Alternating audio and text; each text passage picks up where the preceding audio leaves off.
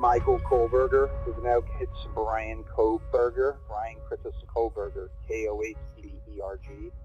Iyan ang ama ni Brian Kohlberger sa voicemail matapos ang pagpatay sa 4 na estudyante ng University of Idaho. Isa ito sa mga bagong record mula sa Washington State University kung saan nag-aral ng kriminolohiya si Kohlberger.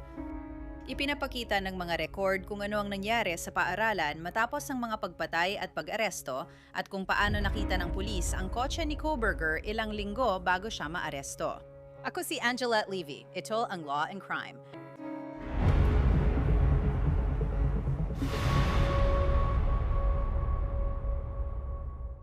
Bago tayo magpatuloy sa usapan tungkol kay Brian Kohlberger, gusto ko munang ikwento sa inyo ang isang app na gusto ko at ginagamit ko. Tinatawag itong Upside. Nagbibigay ng cashback sa mga regular mong binibili gaya ng gasolina, groceries at takeout. I-download mo lang ito ng libre. Pumili ng offer sa mahigit 100,000 lokasyon. Magbayad gamit ang card, i-verify ang pagbili at makikita agad sa app ang perang makukuha mo pabalik. Halimbawa, kung magpapagas o magta-takeout ako, titingin muna ako ng offer sa Upside. Pagkatapos gumastos, lalabas ang pera sa app na pwede kong ilipat sa bangko. Ang regular na gumagamit ng Upside ay kumikita ng average na $254 kada taon.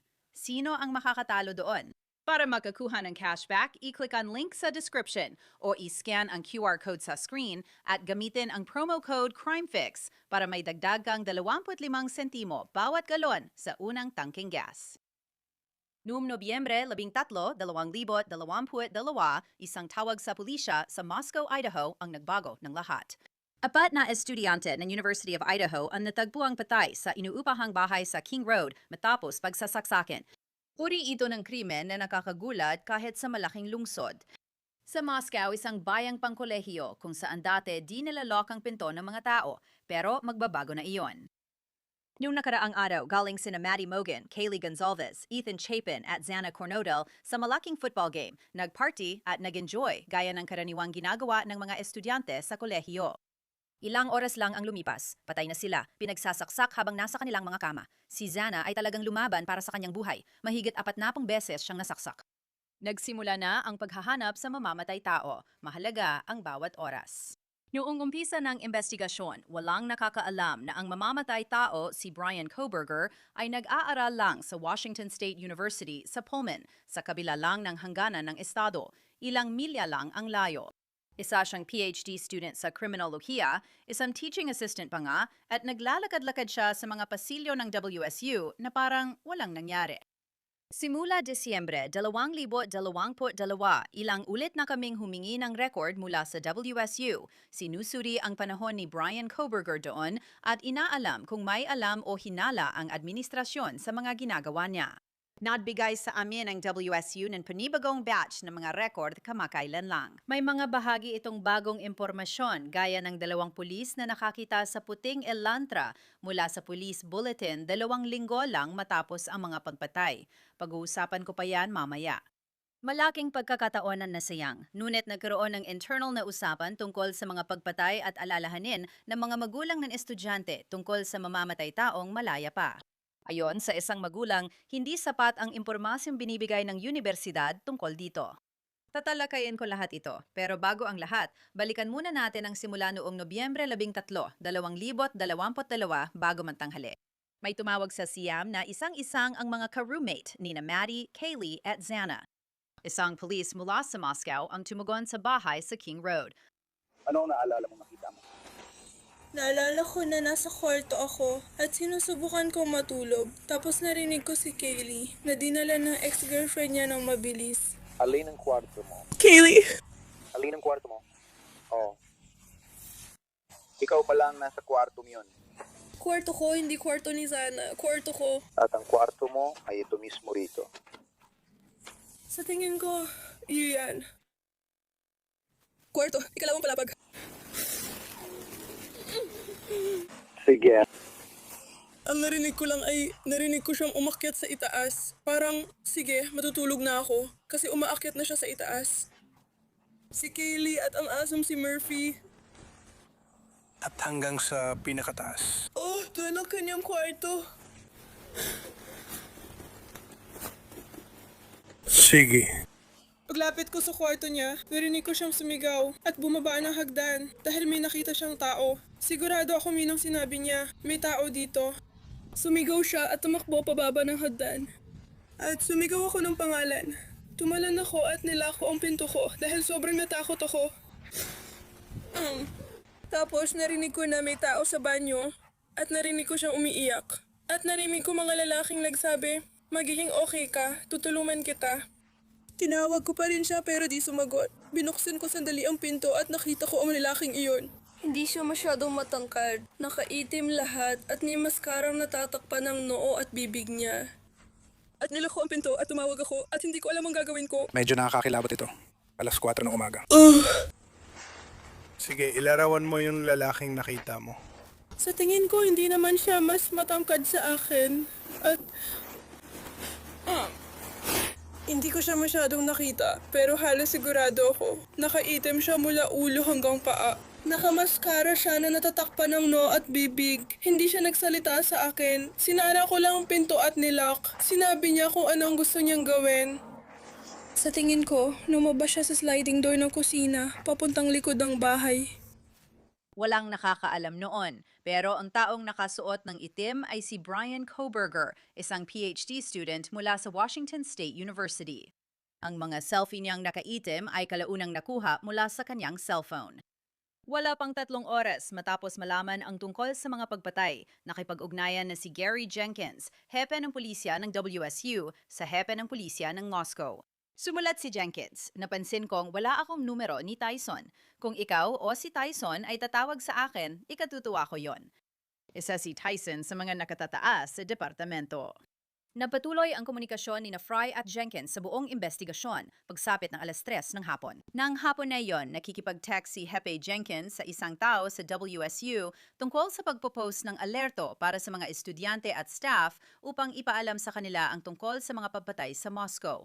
Ayon sa text alert, sinisiyasat ng Moscow Police Department ang isang pagpatay malapit sa campus ng University of Idaho at wala silang nalalamang banta sa komunidad ng WSU Pullman. Kalaunan, kinuwestiyon ni Jason Sampson ang impormasyong inilalabas nila para sa komunidad ng WSU.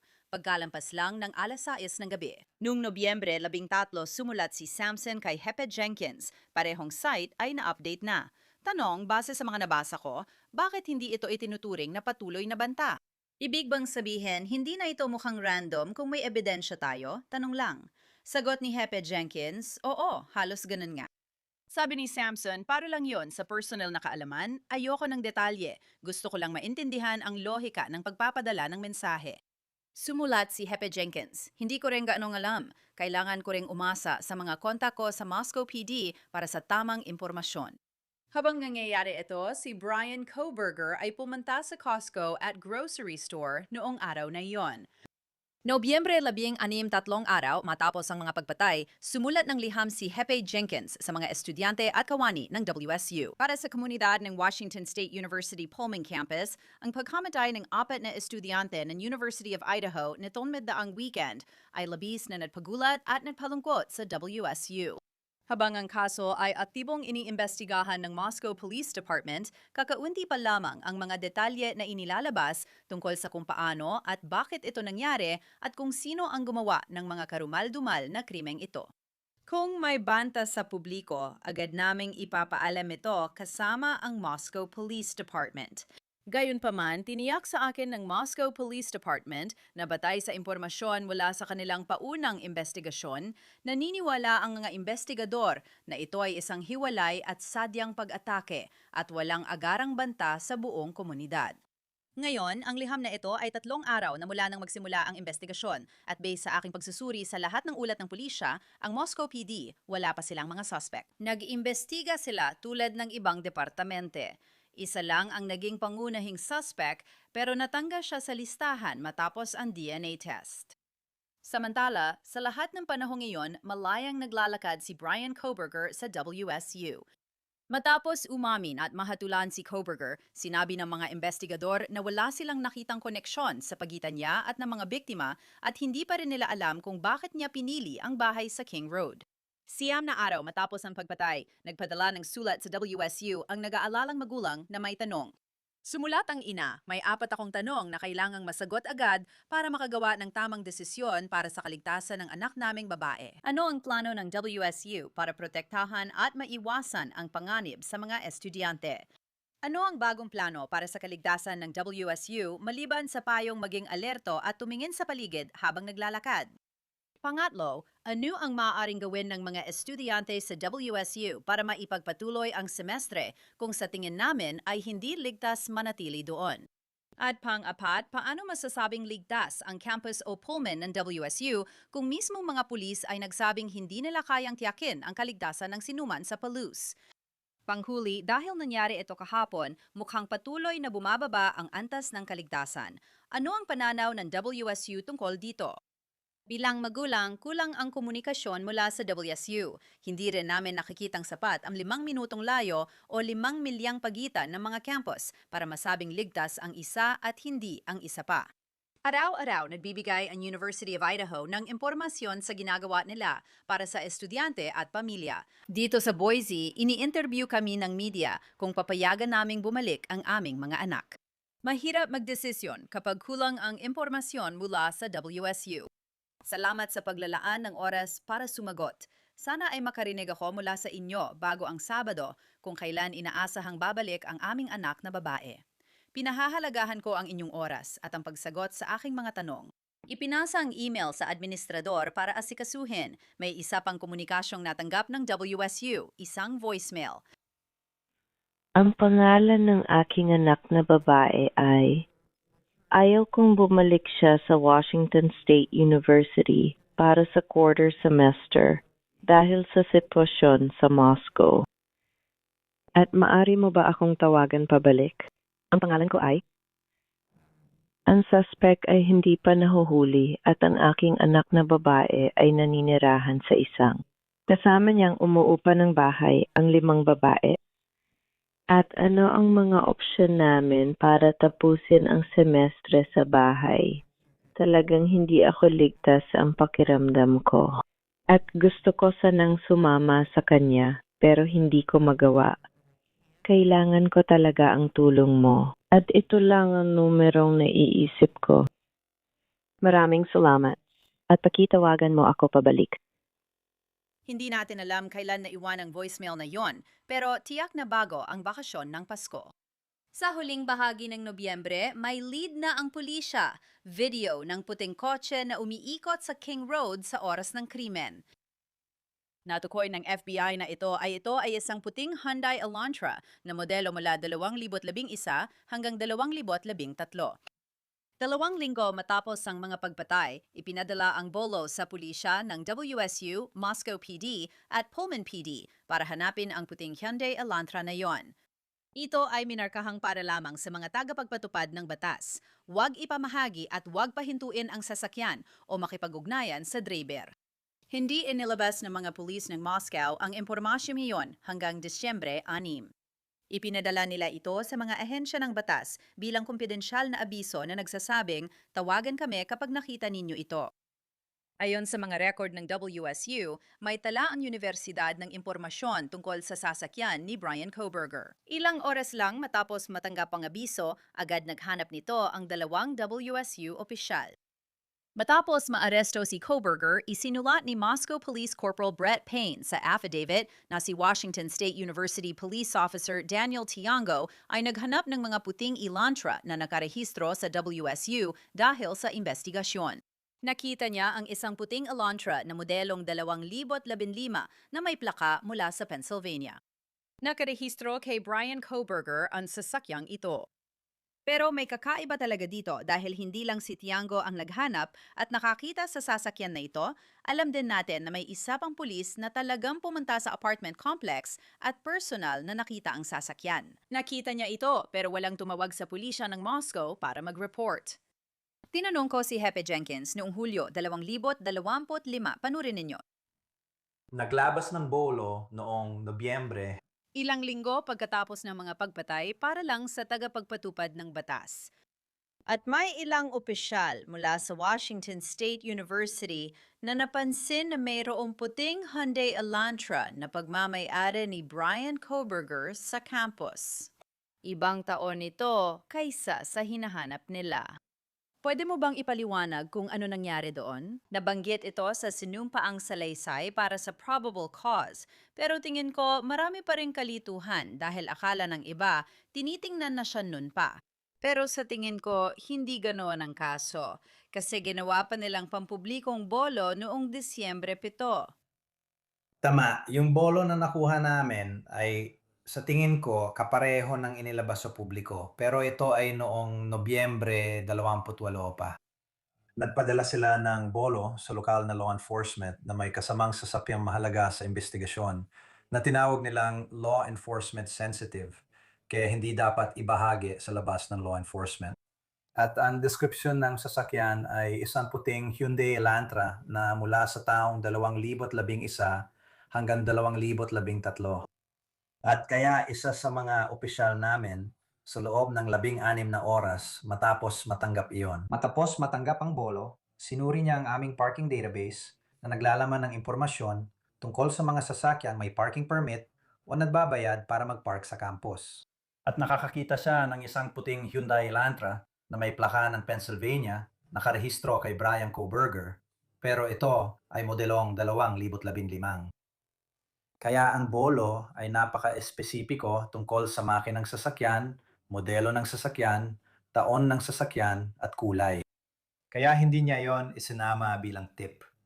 At pagkatapos, nangyari yon sa night shift. At pagkatapos sa day shift, isa sa mga opisyal namin ay nagmamaneho at nakita ang parehong sasakyan na nakapark sa tirahan ng mga graduate student. At muli, hindi ito pasok sa itinakdang petsa. Kaya yung dalawang opisyal na yon ay hindi na ipasa ang impormasyong iyon sa Moscow PD dahil sa hindi tugmang petsa o taon ng modelo. Tama yun, no? Hindi ito na ipadala sa kanilang tip line. Nadiskubre ni na Opisyal Tiango at Sargento Whitman ang puting Hyundai Elantra ni Koberger sa campus 2 linggo matapos ang pagpatay, ngunit hindi nila ito iniulat. Kung na-report nila iyon sa Moscow PD, posible sanang nakilala si Koberger bilang isang posibleng suspect ng mas maaga pa kaysa Disyembre 19 noong lumabas ang pangalan niya mula sa genetic genealogy testing ng FBI. Kamakailan, tinanong ko si Chris McDonough, host ng The Interview Room, tungkol dito. Sa tingin ko na pag-usapan na natin ito, Anget, sa isang naunang palabas kasama ka. Para sa akin, yun ay isang malaking pagkakamali sa investigasyon. At hindi lang ito basta pagkakamali na tipong oo, hindi lang namin na itawag yon. Sige. Ginawa ng mga pulis ang kanilang trabaho. Nahanap nila ang kotse. Pumunta sila sa kotse. May nakatataas na lagpasya na huwag kontakin ang may-ari ng kotse na yon. At pagkatapos ay idinudto nila sa desisyong yon, sa palagay ko, isang walang kwentang dahilan na mali ang taon. Sige, o ano naman ang nakuha ng BOL ng tama? Naghahanap kami ng puting Hyundai. Sa lugar, kahit ano sa lugar, sige, sa paligid ng posibleng oras ng krimen. Ipinapalagay natin na hindi rin naghanap ang Washington State University ng video tungkol sa kotse na yon noong gabi ng krimen sa email na yon. Sige, at ano ang ginagawa ng hepe sa palagay ko? Alam niya na hindi lang sila nagkamali ng malaki, kundi pumalpak pa sila dahil sana ay nakuha na nila. At ayaw kong sabihin ito tungkol sa kahit sinong tagapagpatupad ng batas. Alam mo sino suportahan ko ang kapulisan kapag tama at sinasabi ko rin kapag mali kami. Sige, responsibilidad natin yan sa publiko. Ang hepe ay may utang sa publiko at sa pamilya na aminin, hindi lang kami nagkamali, tama ka. Dapat sana naming pinuntahan at kinatok ang pinto ng taong may-ari ng sasakyan yon sa apartment complex na yon. Dahil wag naman sana pagkatapos ng gabing iyon. Kung may napatay pa siyang iba, siguradong malalagay sa malaking gulo ang hepe sa bandang huli. Kaya may na-desisyon na nagsabi, sige, nakuha mo na ang kotse. May kotse kang tumutugma. Oo, puti ba? Oo. Nasaan na ito? Nandito na, sige, alamin kung sinong may-ari, interviewin ang taong yon at ipadala sa Moscow. Iyon ang tamang proseso. Alam natin na pagkatapos ng mga pagpatay, si Brian Kohberger ay masusing nilinis ang kanyang sasakyan at ito ay pinaghiwa-hiwalay ng FBI para sa investigasyon at wala silang natagpuang DNA ng mga biktima doon. Kaya maaring may mahalagang oras na nasayang doon. Pagkatapos maaresto si Kohberger noong Disyembre 30, 2022, nag-email si Hepe Jenkins tungkol sa pagbanggit ng mga pulis sa affidavit. Ayon sa email, inilalarawan ng affidavit ang mahusay na trabaho ni na Opisyal Tiangco at Sargento Whitman sa pagsubaybay sa posibleng sasakyan ng suspect na siyang ang naging sasakyan ng suspect. Tandaan na ang timeline sa paghahanap ng sasakyan ay hindi ganap na tama sa affidavit. Batay sa affidavit, pinabantayan umano ang sasakyan ng suspect noong Nobyembre 25, pero sa totoong nangyari, umaga pa ng Nobyembre 28, ito hiniling ng mga autoridad. Pagkatakanggap ko ng email mula sa Moscow PD, agad akong nagpadala ng email na may kasamang paglalarawan ng sasakyan. Noong Nobyembre 28 sa ganap na 8:24 ng umaga at si Tiangco ay sinuri ang plaka ni Kohberger noong Nobyembre 29 sa ganap na 12:28 ng madaling araw. Mga 16 na oras lang ang pagitan, hindi 3 araw. At napansin ni Sergeant Whitman ang sasakyan sa apartment complex ni Kohberger sa ganap na 12:58 ng madaling araw noong Nobyembre 29. Mahusay na trabaho. Tinalakay ni Jenkins kung paano siya nakikipagtulungan sa lahat ng departamente sa WSU para suportahan ang mga estudyante at staff sa kanilang pangangailangan. Pagkatapos ay isinulat niya mula sa pananaw ng WSU PD, nagbibigay kami ng katiyakan na narito kami para sa kanilang kaligtasan at narito kami upang tulungan sila sa anumang nararamdamang banta sa kaligtasan o abala, kabilang na ang panghaharas mula sa media. Habang dumilipat tayo mula 2022 papuntang 2023, hinihiling ko na balikan ninyo ang nakaraang taon at alalahanin ang mga mahihirap na panahong pinagdaanan ng departamento na ito at pagkatapos ay tingnan ninyo kung nasaan na tayo ngayon. Napatunayan ninyong lahat na matatag at dedikado kayo sa inyong propesyon sa WSU at sa WSUPD. Dapat nating samantalahin ang mga oportunidad na magpapabago sa tingin ng iba sa WSUPD. Hindi ang mga nakaraang pagsubok ang magtatakda kung sino tayo. Ang mahusay na trabaho ni Tiangco at Whitman ang nagdadala sa WSUPD sa magandang posisyon sa bansa. Ito ay dahil sa propesyonal at disiplinadong trabaho ng mga miyembro ng Regional SWAT Team na ginawa ang lahat ng kinakailangan upang mailigtas ang mga buhay. Posible sanang natukoy agad si Kohberger bilang suspect noong huling bahagi ng Nobyembre kung nai-report ng mga pulis ang impormasyon tungkol sa Elantra kahit iba pa ang taon ng modelo. Ilang oras matapos maaresto si Kohberger sa Pennsylvania noong Disyembre 30, 2022, sumulat ang Temporary Assistant Vice President ng Student Affairs ng WSU ng liham kay Kohberger para ipaalam na maglalabas ang WSU ng emergency suspension. Isinulat ni Jennifer Hyatt na ipinatupad niya ang emergency suspension dahil kinasuhan si Kohberger ng pagpatay kina Kaylee Gonzalez, Maddie Mogan, Xana Kernodle at Ethan Chapin at naaresto siya ng mas maaga noong umaga. Ayon kay Hyatt, ang mga kasong ito ay lumalabag sa standard ng asal ng mga estudyante ng WSU dahil may kaugnayan ang paratang sa pang-aabuso o panggugulo sa universidad. Komunidad at paglabag sa batas. Sabi ni Hyatt, may 10 araw si Kohberger para questionin ang desisyon pero hindi ito nagawa dahil nakakulong siya. Sa parehong petsa at liham, ipinaalam kay Kohberger na bawal na siyang bumalik sa campus. Isinulat ni Hepe ng Policia Jenkins sa isang paunawa ng pagbabawal sa pagpasok. Ipinagbabawal kang pumasok sa lahat ng campus ng Washington State University. Kasama dito ang lahat ng gusali, bangketa, daanan, bakuran, access road, paradahan at iba pang pag-aari ng campus ng Washington State University.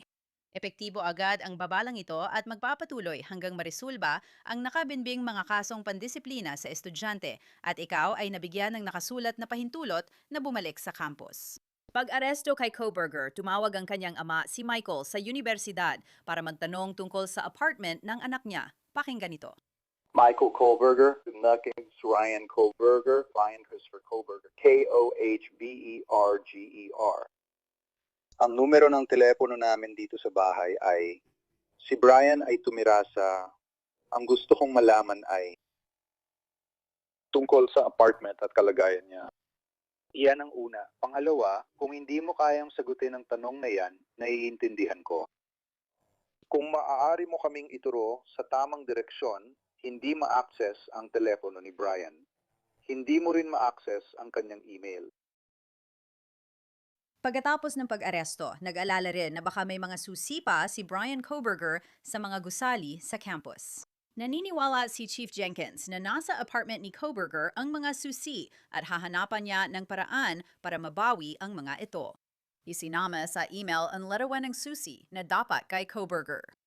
Ipinapakita rin ng mga tala mula sa WSU ang isang email na ipinadala sa komunidad ng paaralan noong Enero 2023. Nakalagay doon, ang mga nakaraang buwan ay mahirap at ang anunsyo ng pagkakaaresto kay Brian Christopher Kohlberger, dating PhD student ng WSU, bilang suspect sa pagkamatay ng 4 na estudyante ng University of Idaho ay labis na nagpagulat sa ating mga komunidad. Una, nais kong ipaabot ang taus-pusong pakikiramay sa pamilya at kaibigan ni na Ethan, Kaylee, Madison at Xana. Ang pagkawala ng mga kabataang ito ay nagdulot ng matinding kalungkutan sa lahat. Hinihikayat ko ang mga guro, kawani at estudyante na gamitin ang mga mapagkukunan ng suporta na nasa dulo ng email. Kung mayroon kayong mga alalahanin tungkol sa kapakanan ng isang estudyante, mangyaring ibahagi ang impormasyon sa Student Care Network. Umaasa akong sa mga susunod na araw at linggo ay magkakaroon tayo ng dagdag na sagot at impormasyon tungkol sa insidenteng ito. Sa mga darating na linggo, inaasahan kong maraming miyembro ng Cougar family, lalo na yung nakakakilala kay Ginoong Kohlberger, ay maaring kontakin ng otoridad, media at nag-aalalang mamamayan.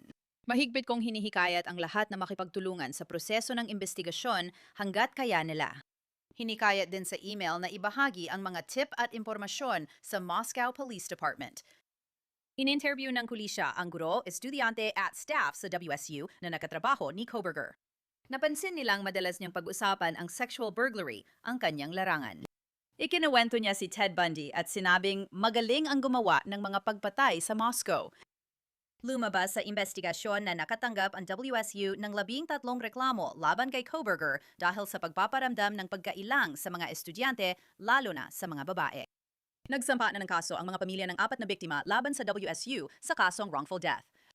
Itinanggi ng WSU na may nagawang mali sila sa kasong iyon. Si Brian Kohlberger ay may 4 na magkakasunod na habambuhay na sentensiya para sa pagpatay kina Maddie, Kaylee, Ethan at Xana sa Maximum Security Institution sa Idaho matapos umamin noong Hulyo 2025.